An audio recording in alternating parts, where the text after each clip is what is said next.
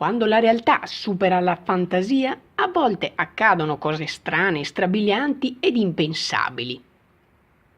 Un mese fa veniva infatti girato dalla nostra emittente a Ponte San Nicolò il corto Un po' di silenzio, in concorso al Festival Corti a Ponte nella categoria 48 ore. Il filmato, che vedeva come protagonista il nostro direttore, aveva come soggetto una madre frustrata della propria vita e infastidita da un improbabile concerto di campane suonate a festa durante la notte.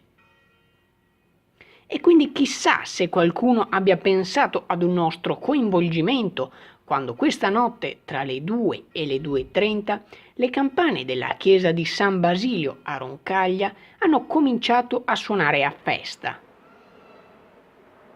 Scherzi a parte, in molti si sono preoccupati al suono delle campane, usate in situazioni eccezionali come segnale di emergenza. Ad ogni modo, dopo il secondo ciclo di attività sono state fermate. Alla base di tutto un problema tecnico che ha mandato in palla la centralina facendo partire le campane. Ad intervenire e riportare la situazione alla normalità ci hanno pensato i sacrestani, intervenuti rapidamente. All'indomani parecchie le proteste, soprattutto nei confronti del primo cittadino incolpevole dell'accaduto.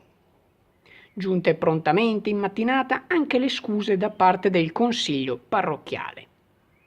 E chissà cosa avrebbe detto la nostra protagonista in una situazione come questa. Swisher Channel News, Roncaglia di Ponte San Nicolò.